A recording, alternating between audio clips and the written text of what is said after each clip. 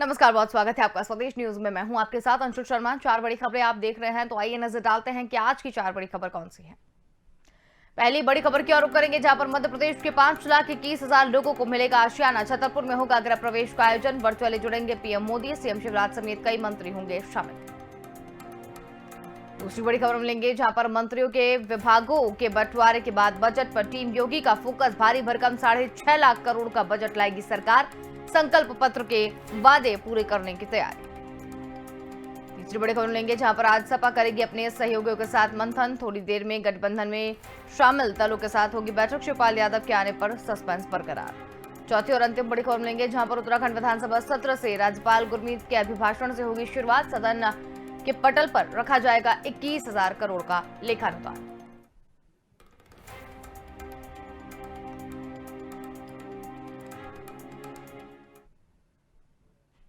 चलिए बढ़ेंगे पहली बड़ी खबर की ओर, जहां पर मध्य प्रदेश में गरीबी और तंगी से परेशान लोगों के पास अब अपना पक्का घर होगा। आज प्रधानमंत्री नरेंद्र मोदी मध्य प्रदेश को बड़ी सौगात देंगे। 5,21,000 हितग्राहियों को प्रधानमंत्री आवास योजना में गृह प्रवेश खुद प्रधानमंत्री नरेंद्र मोदी करवाएंगे। पीएम इस कार्यक्रम में वर्चुअली जुड़ेंगे। एमपी के छतरपुर में कार्यक्रम का आयोजन किया गया है। इसमें 5,21,000 हितग्राहियों को सरकारी योजना के तहत घर मिल रहा है और ये दावा भी किया जा रहा है कि मध्य प्रदेश में अब तक इस योजना में 24,10,000 से ज्यादा आवास को पूरा कराया जा चुका है। प्रधानमंत्री ग्रामीण आवास योजना के तहत ये लाभ ग्रामीणों को दिया जा रहा है। मिली जानकारी के मुताबिक छतरपुर में आयोजित कार्यक्रम में पीएम नरेंद्र मोदी दोपहर 12:30 बजे वर्चुअली शामिल होंगे और इस दौरान मुख्यमंत्री शिवराज सिंह चौहान भी इस कार्यक्रम में मौजूद रहेंगे। कार्यक्रम की तैयारी लंबे समय से चल रही थी और इस कार्यक्रम को लेकर प्रधानमंत्री नरेंद्र मोदी ने एक ट्वीट भी किया है। पीएम मोदी ने लिखा है कि मध्य प्रदेश ये मेरे ग्रामीण भाई बहनों के जीवन में एक नया सवेरा आने वाला है। प्रधानमंत्री आवास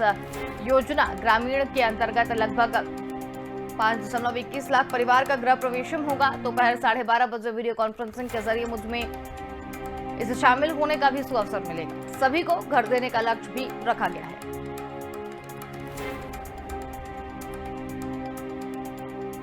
बड़ी खबर आपको बता रहे हैं, बेघरों को घर मिलेगा। वर्चुअली जुड़ेंगे प्रधानमंत्री नरेंद्र मोदी, सीएम शिवराज सिंह चौहान, कई मंत्री इसमें शामिल होंगे। मध्य प्रदेश के छतरपुर जिले में 5,21,000 लोगों को आज अपना आशियाना मिलेगा। मध्य प्रदेश के 5,21,000 लोगों को मिलेगा अपना आशियाना। छतरपुर में होगा गृह प्रवेश का आयोजन। ज्यादा जानकारी के लिए हमारे साथ संवाददाता विवेक राणा जुड़ गए हैं। जी विवेक, आपसे जानना चाहेंगे, आज एक बहुत बड़ा दिन छतरपुर वासियों के लिए है। आज गृह प्रवेश खुद कराएंगे प्रधानमंत्री नरेंद्र मोदी, क्या कुछ जानकारी?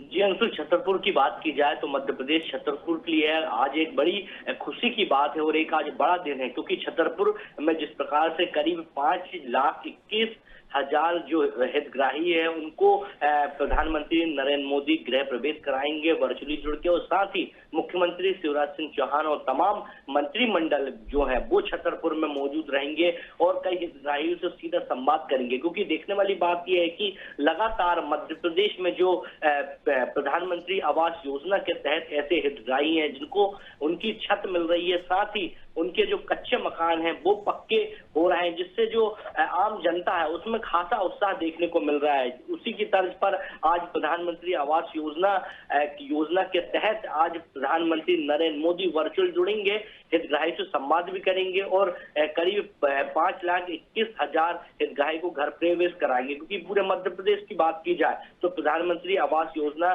के तहत करीब 24,10,000 से अधिक जो आवास है वो पूर्ण हो चुके हैं और कई ऐसे जो लोग हैं जिनको इसका बेहतरीन से लाभ मिल रहा है। क्योंकि कई बार देखने को मिलता है कि मुख्यमंत्री शिवराज सिंह चौहान वर्चुअल ही सीधे जो हितग्राही है मध्य प्रदेश के अलग अलग जिले के उनसे ही सीधा संवाद कर लेते, पूछ लेते हैं स्थिति कैसी है और घर निर्माण कैसे तैयार हो रहा है। क्योंकि अभी जिस प्रकार से पचमढ़ी में मंथन किया गया था उसमें खुल के सामने आया था कि जो प्रधानमंत्री आवास योजना के तहत जो हितग्राहियों के लिए जो पक्के मकान बन रहे हैं, जिनको नई छत दी जा रही है, उनका काम बड़ी तेजी से किया, जिसके चलते अधिकारियों को भी सख्ती से निर्देश दिए गए हैं। मगर आज की बात की जाए तो आज मध्य प्रदेश के छतरपुर के रहने वाले निवासियों के लिए आज एक बड़ी खबर है कि प्रधानमंत्री नरेंद्र मोदी वर्चुअल जोड़कर गृह प्रवेश कराएंगे हितग्राहियों को और साथ ही मुख्यमंत्री शिवराज सिंह चौहान छतरपुर में मौजूद रहेंगे। जी बिल्कुल, ये जो 5,21,000 लोगों को जो लाभान्वित किया जा रहा है, ये भी कहा जा रहा है कि अब तक इस योजना के तहत 24 लाख से ज्यादा लोगों को इसका लाभ मिल चुका है।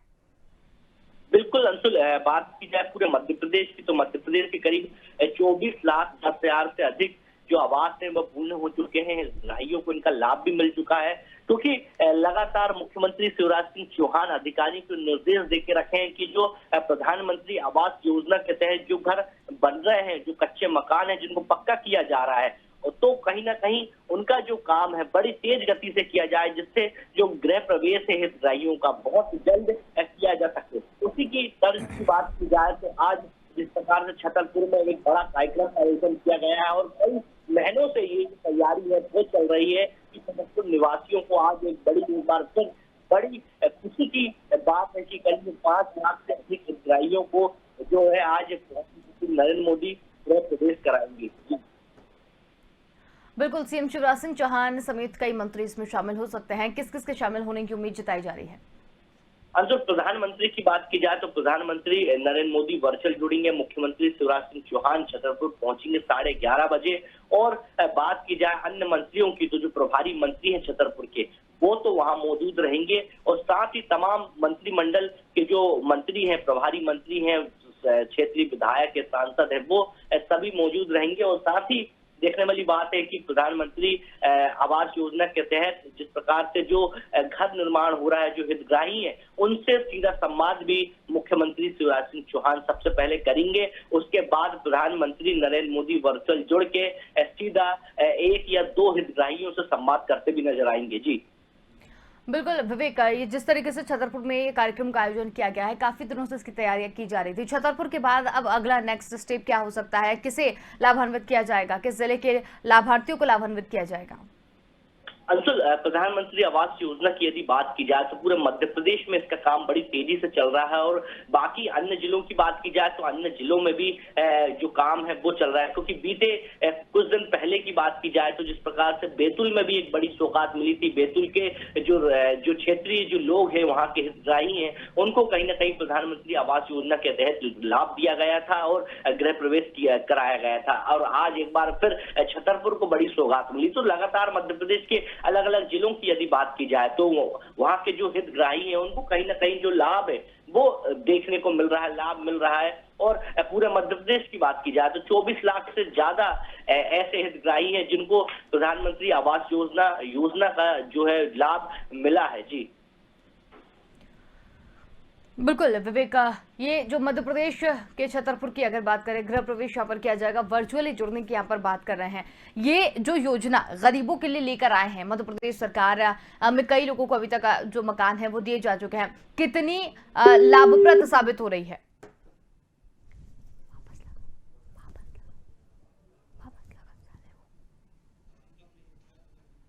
चलिए, हमारा संपर्क नहीं हो पा रहा है उनसे, वापस संपर्क साधने की कोशिश कर रहे हैं। बड़ी खबर आपको बता रहे हैं, एमपी में गेहूं खरीदी शुरू हुई है। सरकार समर्थन मूल्य पर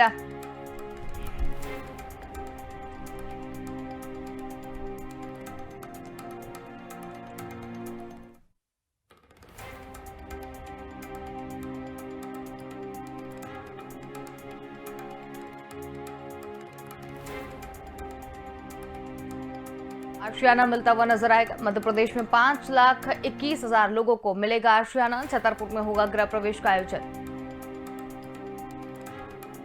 वर्चुअली जुड़ेंगे प्रधानमंत्री नरेंद्र मोदी। बड़ी खबर आपको बता रहे हैं, सीएम शिवराज समेत कई लोग इसमें शामिल होंगे। एक बार फिर हमारे साथ संवाददाता विवेक राणा यहाँ पर जुड़ गए हैं। जी विवेक, आपसे जानना चाहेंगे, प्रधानमंत्री आवास योजना के तहत तो जो लोगों को लाभ यहाँ पर देता हुआ नजर आ रहा है, कितना लाभ लोगों को मिल रहा है? क्योंकि जिस तरीके से बात की जा रही थी कि 2022 तक सभी लोगों को आशियाने दिए जाएंगे, सरकार कितनी कामयाब होती हुई नजर आई है?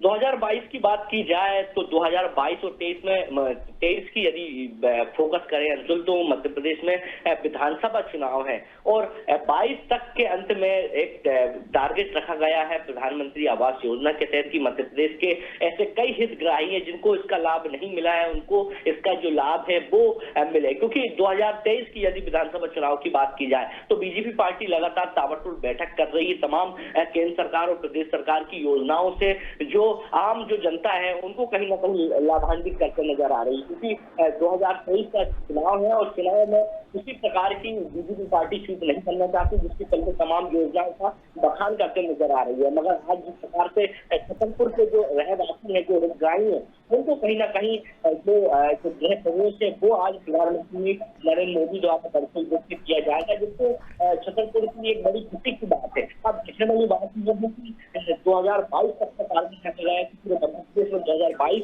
के पहले मध्य प्रदेश के ऐसे हितग्राही जिनके सर के ऊपर कच्ची छत है, उनको पक्की छत दिलाने का जो लक्ष्य रखा गया है केंद्र सरकार और राज्य सरकार द्वारा, वो किस प्रकार से पूरा हो पाता है। जी चलिए विवेक, बहुत धन्यवाद हमारे साथ में जुड़ने के लिए और तमाम जानकारी हमारे साथ साझा करने के लिए।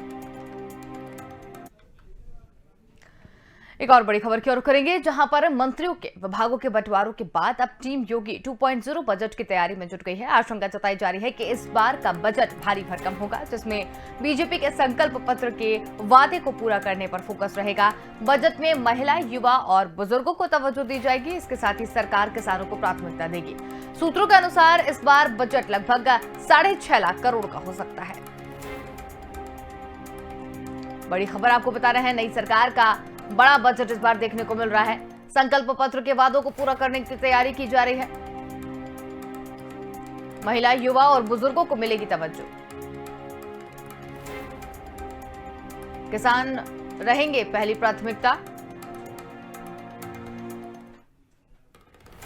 मंत्रियों को विभागों के बंटवारों के बाद अब बजट पर तैयारी करने की दी बजट टीम पर भारी भरकम 6.5 लाख करोड़ का बजट ला सकती है सरकार। बड़ी खबर आपको बता रहे हैं। और ज्यादा जानकारी के लिए जेबा खान हमारे साथ यहाँ पर जुड़ गए हैं। जी जेबा, नई सरकार का बड़ा बजट इस बार देखने को मिल रहा है, क्या कुछ अधिक जानकारी? देखिए, मंत्रियों के विभाग के बंटवारा जो हो गया, उसके बाद जो टीम योगी पार्ट 2 है, बजट की तैयारी में जुट गई है। आशंका जताई जा रही है कि इस बार का जो बजट है वो भारी भरकम होगा। उसका आकार लगभग 6.5 लाख करोड़ तक होने की संभावना है। दरअसल जो बीजेपी संकल्प पत्र के वादे पूरे करने पर इस बजट में जो है फोकस रहेगा। बजट में महिला, युवा, बुजुर्गों की तवज्जो दी जाएगी। इसके साथ ही सरकार किसानों को भी प्राथमिकता देगी और बजट 6.5 लाख करोड़ का हो सकता है। बिल्कुल जेबा, 6.5 लाख करोड़ का बजट इस बार देखने को मिल रहा है। क्या खास रहेगा इस बजट में? देखिए, किसानों, महिलाओं या युवाओं के लिए जो है बीजेपी ने सरकार ने आने से पहले कई वादे किए हैं और इन वादों को अमल के लिए फंड के गठन का होना जरूरी है। जारी योजनाओं और प्रोजेक्ट के बीच बड़े बजट खर्च वाले नए वादों पर अमल के लिए हिसाब किताब शुरू ही हो गया है। और अगर हम बात करते हैं, इस पर पेपर वर्क बहुत तेजी से शुरू हो रहा है। भाजपा दोबारा सत्ता में आने के लिए जो चुनावी वादे किए, उनमें फंड बनाकर जिन कार्यक्रमों व योजनाओं को शुरू करना है, सिर्फ उनके लिए ही लगभग 57,000 करोड़ रुपए से अधिक का बजट चाहिए।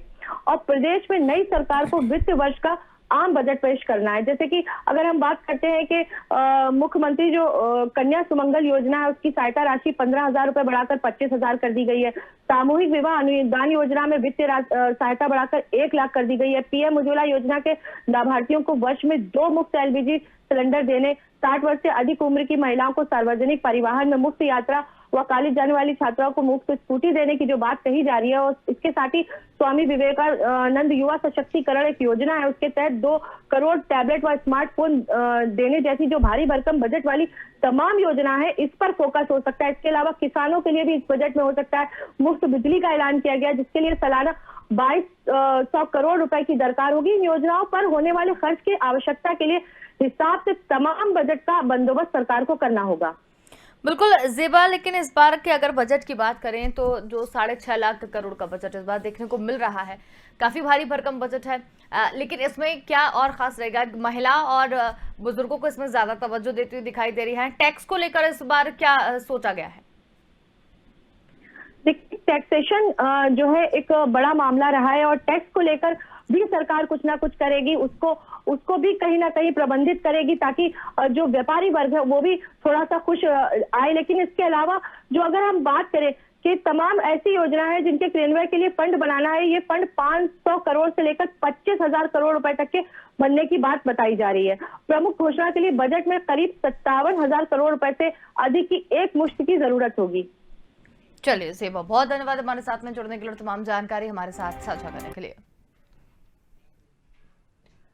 सपा अध्यक्ष ने आज लखनऊ में पार्टी मुख्यालय पर सहयोगी दलों की बैठक बुलाई है। ऐसा बताया जा रहा है कि इस बैठक में विधानसभा चुनाव में मन मुताबिक नतीजे न आने पर मंथन होगा। पहले से नाराज चल रहे शिवपाल यादव सहयोगी दलों की इस बैठक में शामिल होते हैं या नहीं, इस पर एक बड़ा सवाल है। बैठक में सहयोगी दलों के नेताओं के साथ बातचीत में गठबंधन को मजबूती पर भी चर्चा हो सकती है। विधानसभा में सपा गठबंधन के 125 विधायक हैं, जिनमें गठबंधन के 14 विधायक शामिल हैं। बैठक में रालोद, सुभाषपा, जनवादी पार्टी, महान दल, अपना दल, कमेरावादी को भी बुलाया गया।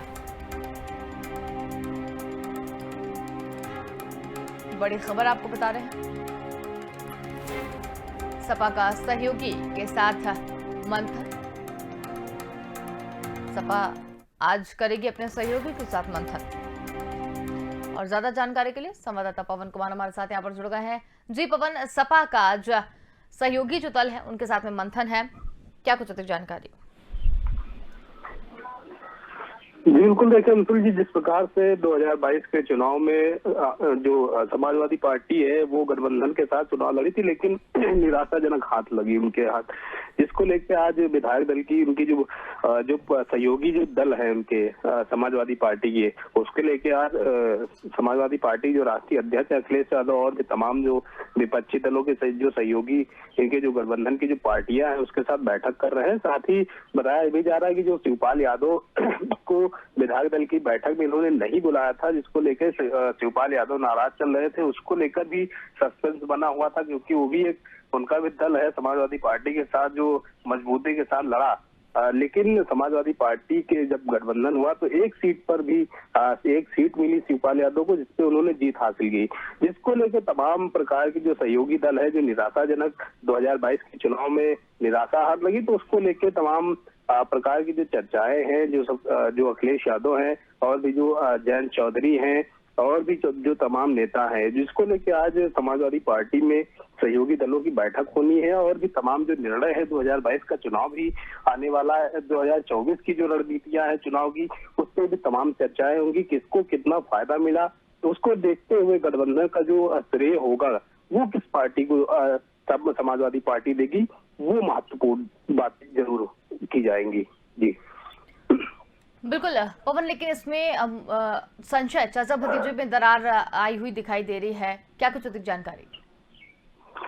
जी बिल्कुल, देखिए जिस प्रकार से समाजवादी पार्टी ने अपने विधायकों की बैठक बुलाई थी जिसमें शिवपाल यादव को नहीं बुलाया गया था, जिसको लेके समाजवादी पार्टी में जो शिवपाल यादव बहुत दिनों से जो नाराज चल रहे थे, उसको लेके भी और भी जो चाचा भतीजे में एक बार फिर से दरार पड़ती हुई दिखाई दे रही है, क्योंकि समाजवादी पार्टी के जो राष्ट्रीय अध्यक्ष अखिलेश यादव हैं उन्होंने शिवपाल यादव को नहीं बुलाया था और सीधे वो जो शिवपाल यादव हैं वो इटावा चले गए थे उस बैठक के दिन।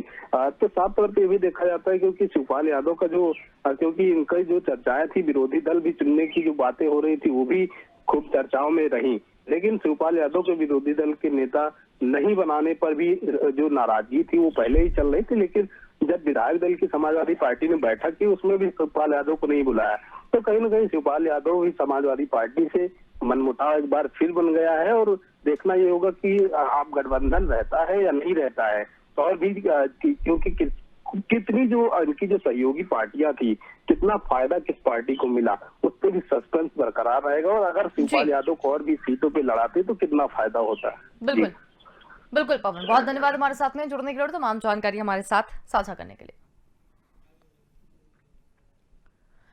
अंतिम बड़ी खबर की ओर रुख करेंगे, जहां पर उत्तराखंड में 5वीं विधानसभा का प्रथम सत्र आज मंगलवार से शुरू होगा। राज्यपाल के अभिभाषण से सत्र का आगाज होगा। आज शाम को ही मुख्यमंत्री पुष्कर सिंह धामी वित्तीय वर्ष 2022-2023 का लेखानुदान सदन पटल पर रखेंगे। सोमवार को विधानसभा अध्यक्ष ऋतु खंडूरी की अध्यक्षता में कार्य मंत्रणा समिति की बैठक में एक दिन का एजेंडा तय किया गया है। हालांकि कार्य मंत्रणा में कांग्रेस की ओर से कोई विधायक शामिल नहीं हुआ है। विधानसभा सत्र के लिए भी तैयारियां पूरी कर ली गई हैं। सुबह 11 बजे राज्यपाल के अभिभाषण से सत्र की शुरुआत होगी और इस दिन शाम को सरकार की ओर से लेखानुदान पेश भी किया जाएगा। बड़ी खबर आपको बता रहे हैं, उत्तराखंड विधानसभा सत्र आज से। राज्यपाल गुरमीत के अभिभाषण के बाद सत्र की शुरुआत होगी। सदन के पटल पर रखा जाएगा 21,000 करोड़ का लेखानुदान। इस वक्त की बड़ी खबर आपको बता रहे हैं। इस वक्त की बड़ी खबर आपको बता रहे हैं, दोपहर 3 बजे सदन की कार्रवाई शुरू होगी।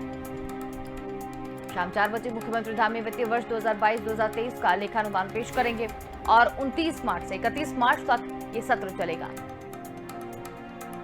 उत्तराखंड विधानसभा सत्र का आज से शुरू।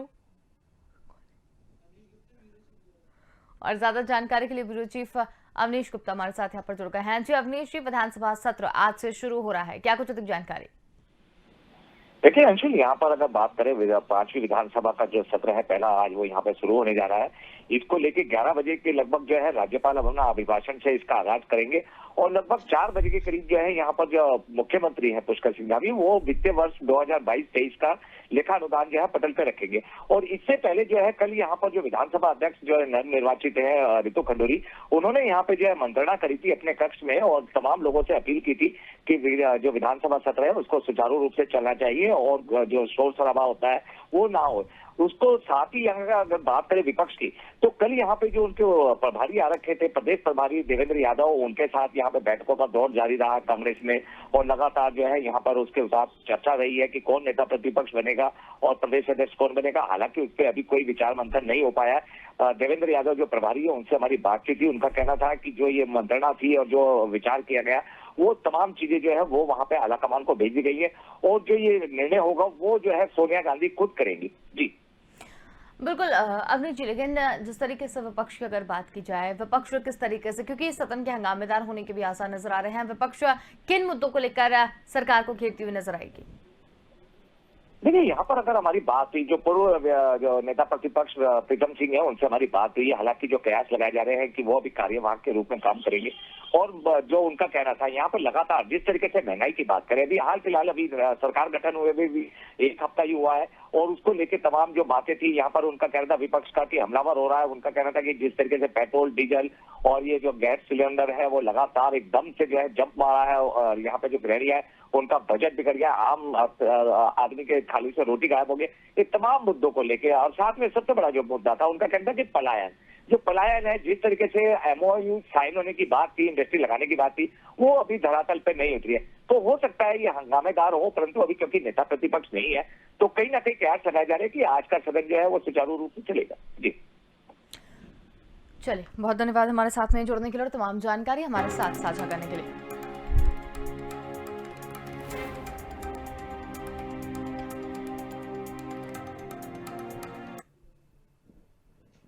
और फिलहाल के लिए इस बुलेटिन में इतना ही। देखते रहिए स्वदेश न्यूज, क्योंकि ये सबसे पहले देश।